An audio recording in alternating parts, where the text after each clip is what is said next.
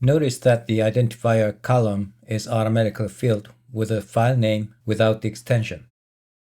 Students must use this identifier when naming their files. For example, final-q1 is a reference part file. A student must name their files starting with final-q1 and then append their unique identifier such as their names or initials. This naming convention allows the program to establish an end-to-end mapping between multiple reference files and multiple student files. Using the feature types column, instructors can specify which feature types are allowed or disallowed in each part file.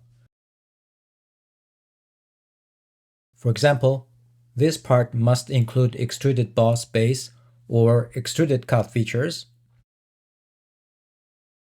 while revolved boss base or revolved cut features should not be used. The remove column allows you to completely remove a file from the table. This is useful for the files that are not used in the assignment at all. For instance, the mymodel.sldprt file can be removed from here. The next column, exclude, is often confused with the remove column. The difference is that these files are used by students, but they are excluded from grading. In this example, all these files provided to students for use in building an assembly. So the same files are submitted by the students, but they should not be graded.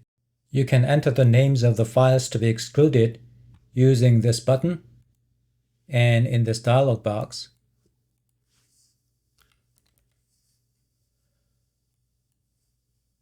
And also you can use these buttons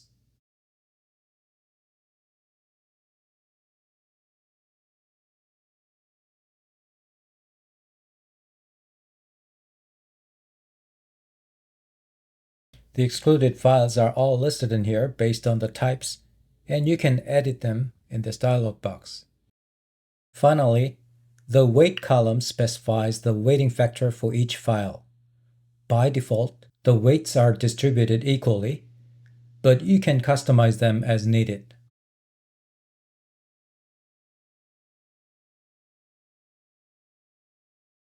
The total weight across all files should add up to 100%.